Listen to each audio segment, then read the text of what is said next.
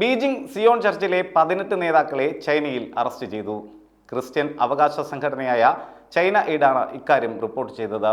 Chinese സർക്കാരിന്റെ നിയന്ത്രണത്തിന് വഴങ്ങാതെ സ്വതന്ത്രമായി പ്രവർത്തിച്ചിരുന്ന ഒരു പ്രധാന പ്രൊട്ടസ്റ്റന്റ് ക്രിസ്ത്യൻ സഭയാണ് ബീജിംഗ് സിയോൺ ചർച്ച്.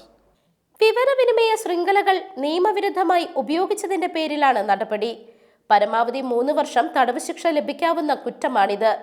ബീജിംഗിൽ 2007 പാസ്റ്റർ ജിൻ മിങ്രി സ്ഥാപിച്ചതാണ് ഈ ക്രിസ്ത്യൻ ചർച്ച്.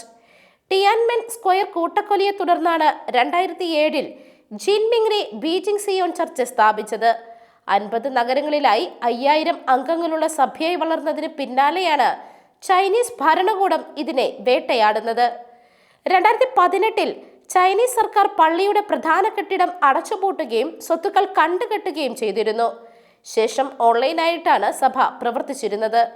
ഇപ്പോൾ അനുമതിയില്ലാത്ത പ്രസംഗങ്ങൾ പാടില്ലെന്ന ഉത്തരവും ഇവർക്ക് മുന്നിലുണ്ട്. ഒക്ടോബർ മാസം ആദ്യം നടന്ന റെയ്ഡിന് പിന്നാലെ പാസ്റ്റർ ജിൻ മിങ്രിയെ അറസ്റ്റ് ചെയ്തിരുന്നു. രജിസ്റ്റർ ചെയ്യാത്ത പള്ളികളെ ലക്ഷ്യമിട്ടുള്ള രാജ്യവ്യാപകമായ ഓപ്പറേഷന്റെ ഭാഗമായിട്ടാണ് സർക്കാർ ഇപ്പോൾ സഭാ നേതൃത്വത്തെ ഒന്നടങ്കം അഴിക്കുള്ളിലാക്കുന്നത്. സഭയെ പാർട്ടി നിയന്ത്രിക്കാൻ ശ്രമിച്ചപ്പോൾ അതിനോട് വിയോജിക്കുകയും വിശ്വാസം പ്രചരിപ്പിക്കുകയും ചെയ്തതാണ് തങ്ങൾ ചെയ്തത് എന്നാണ് സഭാ നേതൃത്വം വ്യക്തമാക്കുന്നത്. News desk Magnavision.